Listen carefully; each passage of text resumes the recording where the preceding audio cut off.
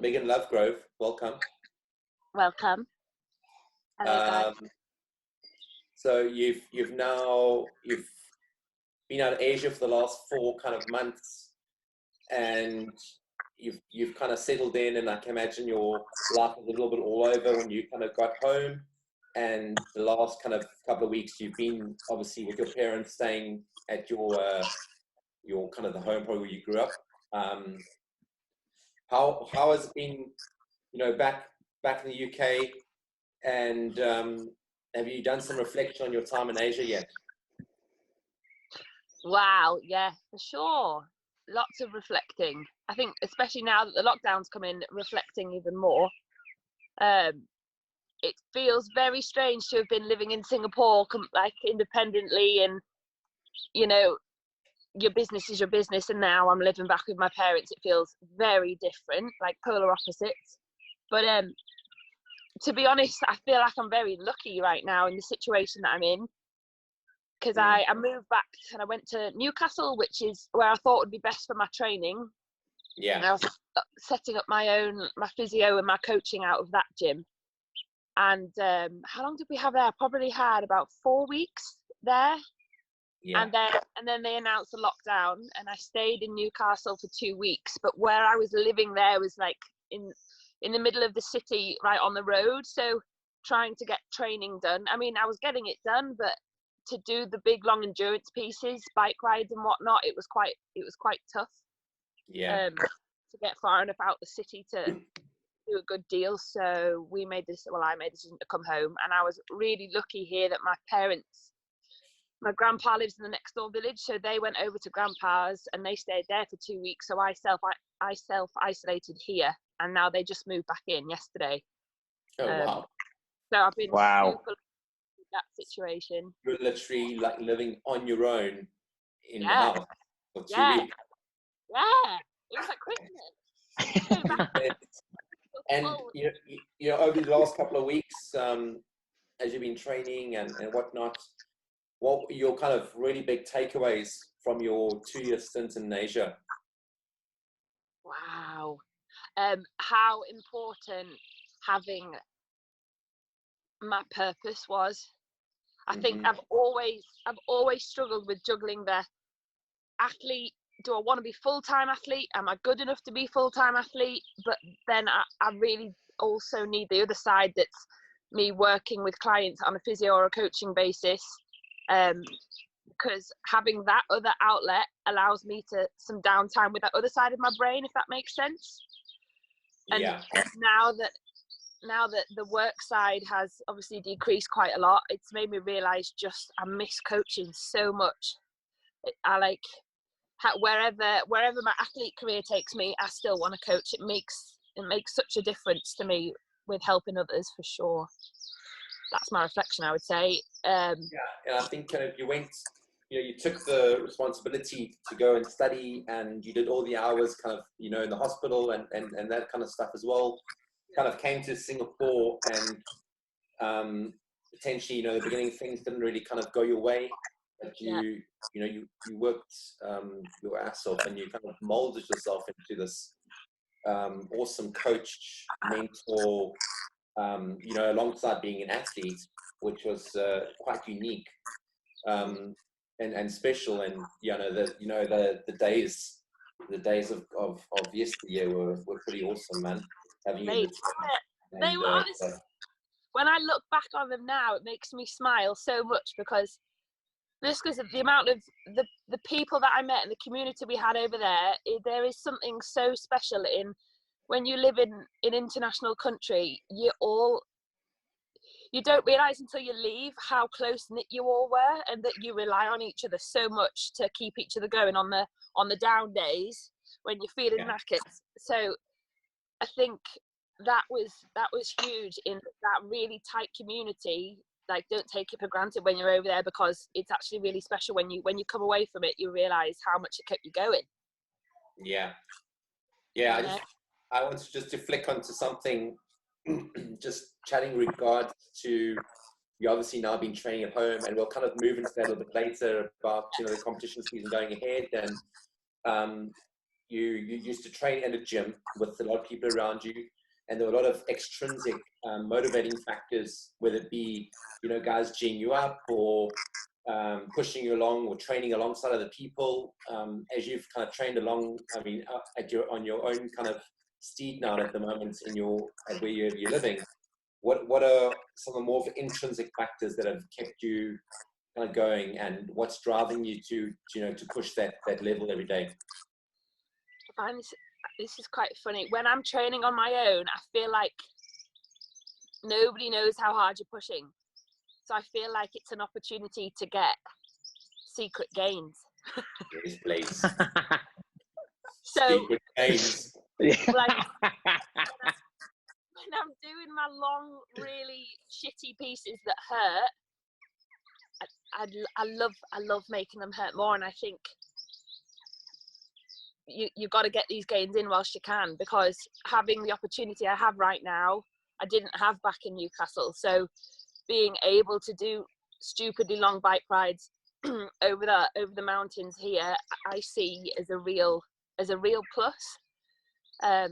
Because the phase of training I'm in at the moment is trying to build like a bigger endurance base, keeping my heart rate about around 130 or below.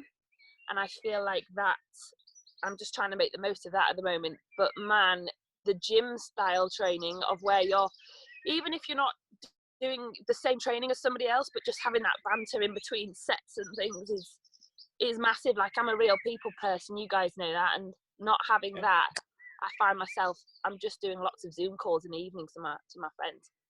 Yeah. How do you go? Sorry, man, just one quick coming off that.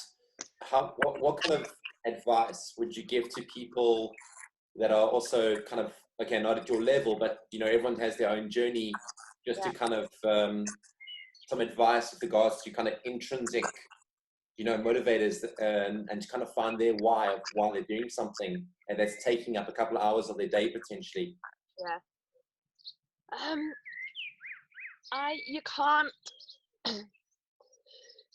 You can't do this sport or any sport for anybody else, so you've got to make sure that the reason you're doing it is for you, because at the end of the day, the competing is not even 1% of what you do.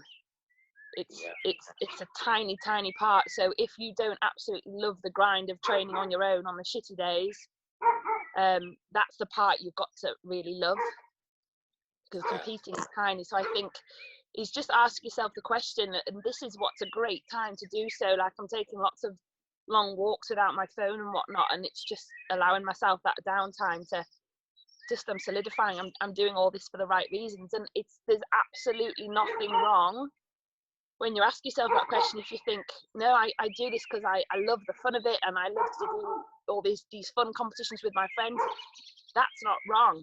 That's how you feel. So if that's what you decide, that's the direction you want to go in, I think when all this is done, we can start moving on, focus on that. I think there's a real pressure in CrossFit, because there are so many competitions you can do that you can end up never taking an off season, and you're constantly in an on season.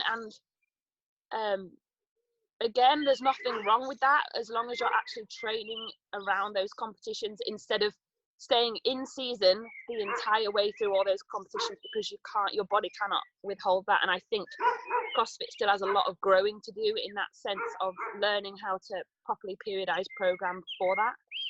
Yeah. What do you reckon about that, Will? And just the training around that, etc. I think like what you said about it's funny how you speak. When we were obviously in Singapore, I didn't get to, I wasn't at the CrossFit box. So I knew you as a friend more and as an athlete rather than as a coach. And I knew of your coaching ability, but more from a you're just like Dylan, but a chick. You've got a different switch that most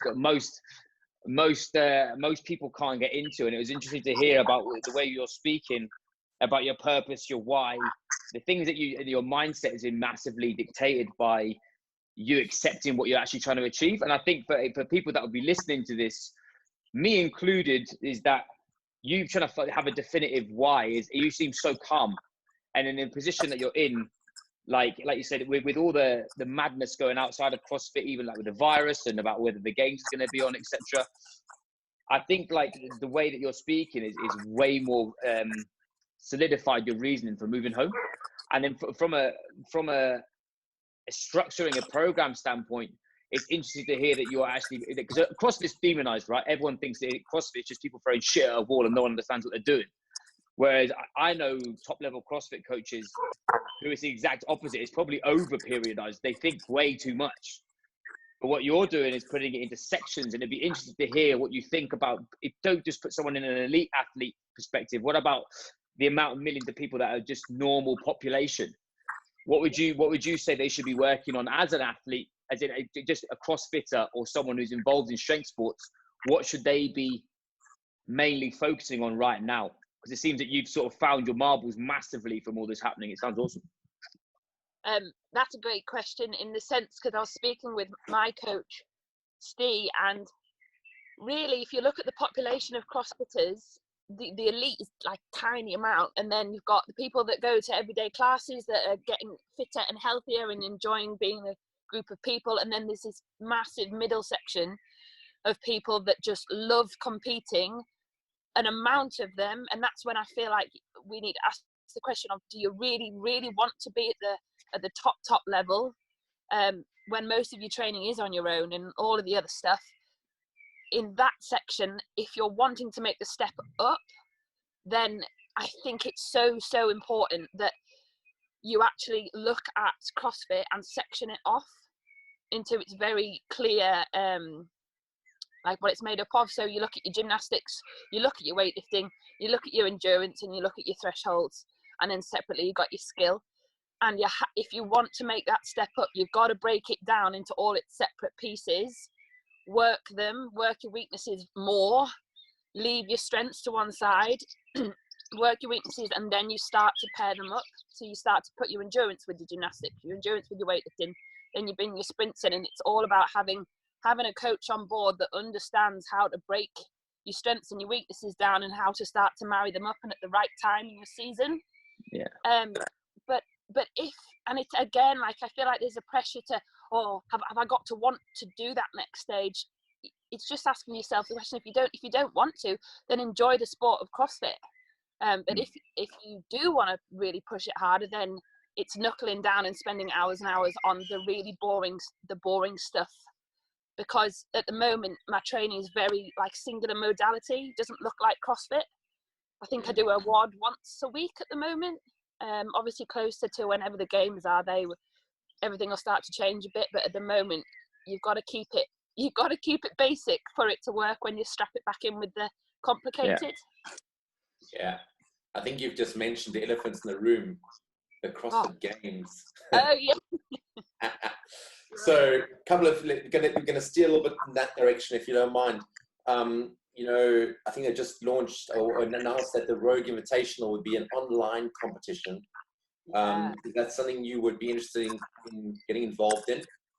So we were, doing the Rogue Invitationals with the team, and then we made the decision.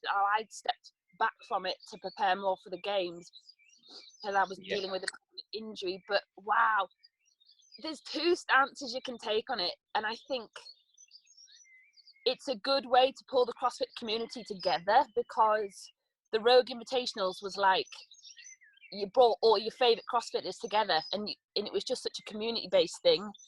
Yeah. And it was a chance for Rogue to show off any of their new fancy kit that they like to bring, and now obviously that's not there. I do like the fact that they're trying to do something. I know that sent out like equipment lists to the athletes to see what they had like access to, and I was listening to a talk from Pat Vellner yesterday, and he's like in a high-rise flat, has a dumbbell and some bands, and then you've got other games athletes that have a full-on home gym, and their training probably won't have changed that much.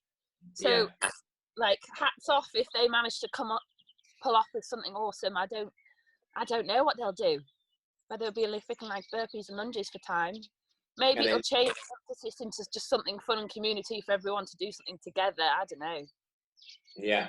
And kind of coming off that, you've worked a good couple of years to establish yourself as the fittest female in the UK, and you obviously you got the tickets to go to the games, which they've said will go forward, you know, on the farm or the ranch, whatever you want to call it. What kind of, obviously, if that kind of goes through, would you still try and get there? And then the second question on that is, they're not going to allow any fans whatsoever to watch. Would that make a massive difference to you and your experience? I've thought quite long and hard about this, and I think at the moment I'm taking each day as it comes, and I open up my program and I do whatever my program is each day. Because at the moment, if they're talking about going to the ranch, that is almost out of their control, in the sense of you can't predict what's going to be happening with this virus and what the border controls are going to be and which countries can travel. So I feel like for them to make a decision and a date on the ranch, they're quite far away from that. Yeah. The speculating in my head doesn't do me any favors on that side. If I feel like my body's ready, and that we've been able to train to an extent, then I'd absolutely love to go to the ranch. Yeah, just an opportunity to compete, because that's why I'm doing all this. Absolutely. If it's there, then I'll go. Yeah, for sure.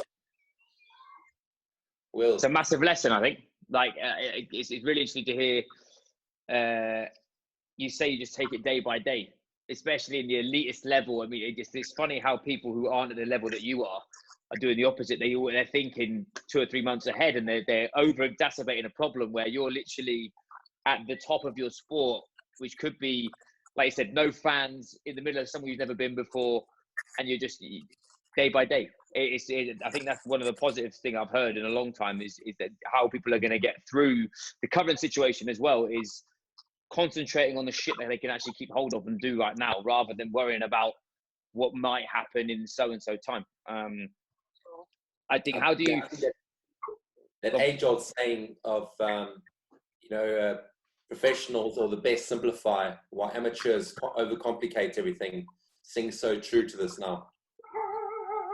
Yeah. I'm trying to flip it, and if I wasn't in this situation of the games and the current situation of training that I was in, you guys know better than anyone how work can be for you guys coaching.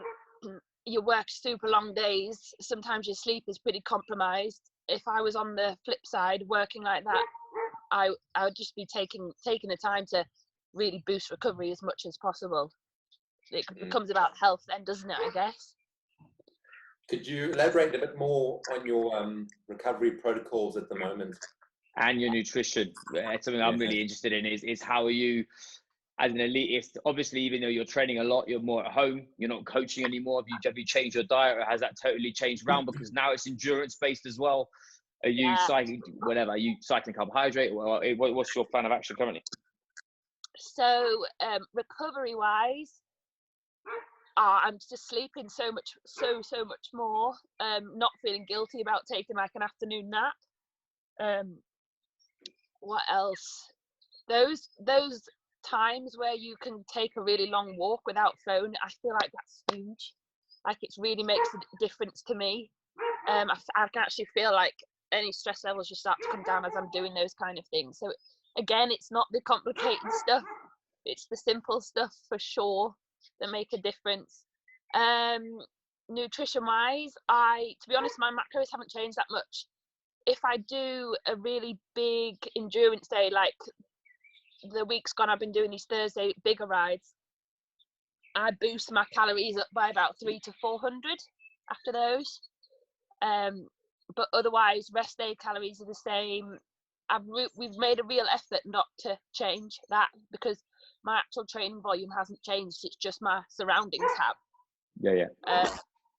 And Mike, the guy I work with my food, it goes on hunger, sleep, mood. Like if I'm feeling bloated or whatnot, my time of the month. If I'm hungry, I eat more. Always. So quite specific on the macros, or is it more kind of like just gut feel, excuse the pun? specific on that pose. I'm sitting around 2,600 calories at the moment. Okay. I'm trying to remember what my fats are. It's all just inputted in my fitness pal. I think we're sitting around 80, 340 and 160. Okay. And obviously at the moment you're not able to do like any massages or any kind of deep tissue work. What are you missing that element of the recovery process? I don't, to be honest, I don't really do. I don't take many massages or things like that since I got back to the UK. That is something I miss so much from Singapore. Like on a Sunday with the girls, we'd go to the massage parlors in Singapore, and I just used to love that. Talking from like a perspective, I don't really believe in lots of sports massage. I always think movement's better for the body, but for the brain, I just think touch is so important. Yeah. No, that's good, man. And obviously, so you're waking up and you're training. How many hours per day would you say at the moment, roughly? 2, 4. I would say around 4 to 5. It depends what the stimulus is. Like my rehab work, that takes a long time, but hard training, around 4. And what are you doing to fill the rest of the day? I'm busy. So I've got online clients, and then I've got my red pill work that I'm studying, and then if I've got any work to do for like sponsor work, and then before I know it, the day's finished. Yeah.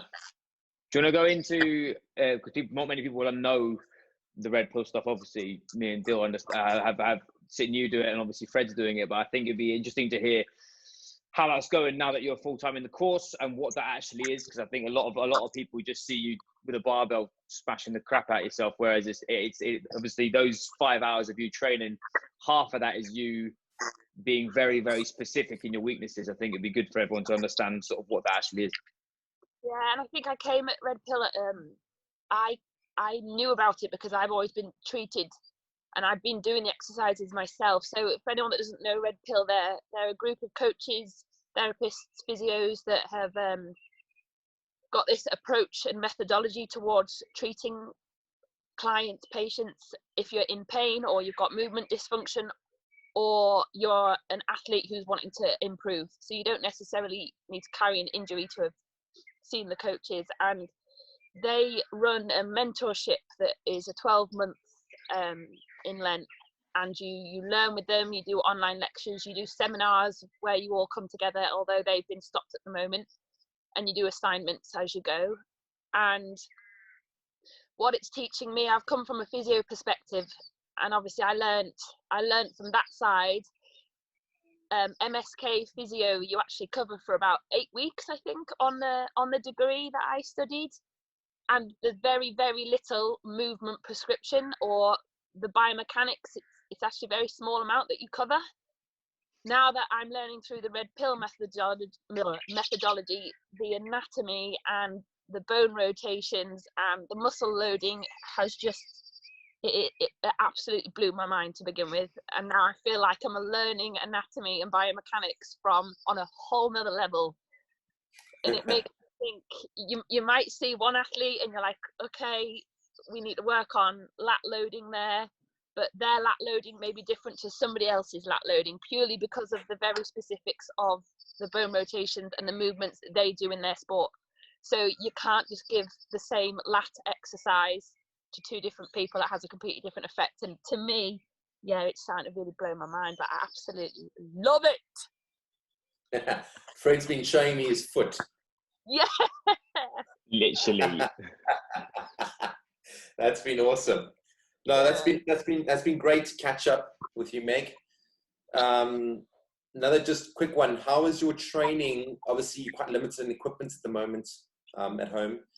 How has that kind of changed quite a bit, and how have you adapted potentially a lot of the movements that you could see in the games or any kind of competitions coming up? I've actually been really lucky to have a watt bike. I started like a watt bike program about 12 weeks ago. So I'm on the second cycle of that watt bike program at the moment. And that continuous, just that continuous power endurance that you're working on has a massive transfer over to my weightlifting, and then to biking out on the road and to running.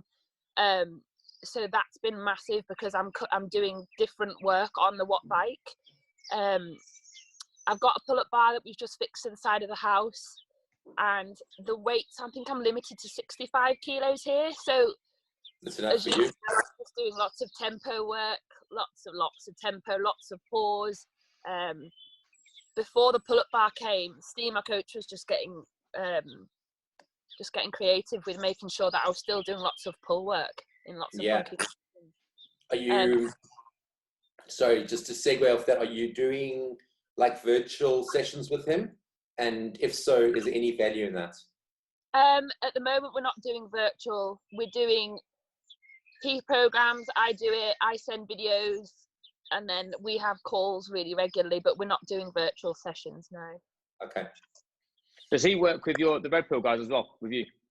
Yeah, he did their mentorship 2 years ago, I think. So nice. It's starting to work really well, in that some of the funky moves and lunges, reaches he gives me, I'm like, okay, that's why I've been given that, and I have more of an understanding of why I've been doing these funky dance moves for so long. Yeah, the go-to. It worked for me. Even I did it. To be fair, I've met Jousty obviously, and at first I was quite apprehensive at first, and then you start to listen to the way you and Fred speak, and you're there thinking, it starts to really test how you've been taught for a long period of time. So it'd be interesting to see how you are in a year, once you're like a Jedi at that kind of funky movement. It is crazy. Yeah, how are you going with it, Will? Yeah, good. I did my first cycle with. I had an adductor problem on my left leg due to I had a major knee injury, obviously, and that caused all sorts of problems up the chain. Went to see him, and it was all that. It was all about hand movements and about foot position, and one of my big toes doesn't work, and it blew my Swede about actually how he could see it without me saying it. That was the funny thing. And to be honest, I didn't believe in it at first. I was like, you've got to be joking me. It literally was. I did hundreds of lunges with my hands everywhere, not understanding why. Solved my issue. And then because I can't overhead squat because of my shoulders, I'm just so rigid. I had a Skype call with him for an hour, and I was overhead squatting.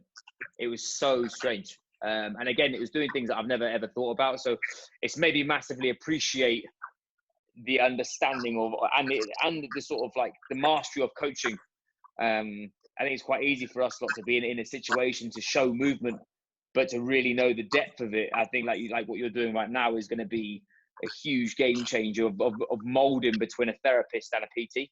It's the same if you had a therapist, a nutritionist, and a PT together. If you were that as a coach, you're going to be an absolute freak to solve people's problems. So yeah, I enjoyed it. It's one of those things I am keen to sort of have another listen or go on a seminar or go and speak to them again, because it was a game changer. Yeah, I'm probably going off point here, but it's really flipped I know when, let's say I'm PTing a client and I'm saying, right, I want you to do this move, I'll then demo the move and then let them do it. And it's starting to really make me think, when you're demoing movements, they're then going to try and move how you move. Yeah, they see you and want to do it your way, don't they? If I just explain to you how to do the movement, allow them to do it, and then just see how their body naturally wants to move. Yeah. And then and you start to understand more about whatever, if they've got dysfunction or whatever's going on with them. And it's just made me think about how I coach a lot as well. Interesting. Wicked. That was a good chat, Megs. Legend. Thank you very much for your time. Good to see that you're smashing it. The backyard workouts every day now. I know. I think there was one last question. Oh, go on. Will we see Megan back in Singapore? I knew that was coming. You want to know, mate? 100%. I will definitely be back. It will be on a visiting basis, but I don't think you can ever predict the future, to be honest. Well, not at the moment. Absolutely not at the moment. If somebody 5 years ago had said to me, well, what will you be doing? And I'd have said, oh, I'm working over in Singapore, traveling Asia whilst I'm trying to train as well, I would have never believed them. So if you ask me what I'm doing in 3 years' time, I ain't got a freaking clue. Well, we wish you all the best with your training going ahead, and let the stars align, and let the games carry on. Because I know it was a massive, achievement for you, and potentially a lifelong dream. You worked your ass off for it, and let's see what the future holds for you, man. Thanks, guys. Cool. Good to speak to you. All good, man. All good. Lovely. Because I want to speak to you both, even if it's not recording. Yeah. And cut. Yeah, definitely. Cut. Yeah, we'll stop him there.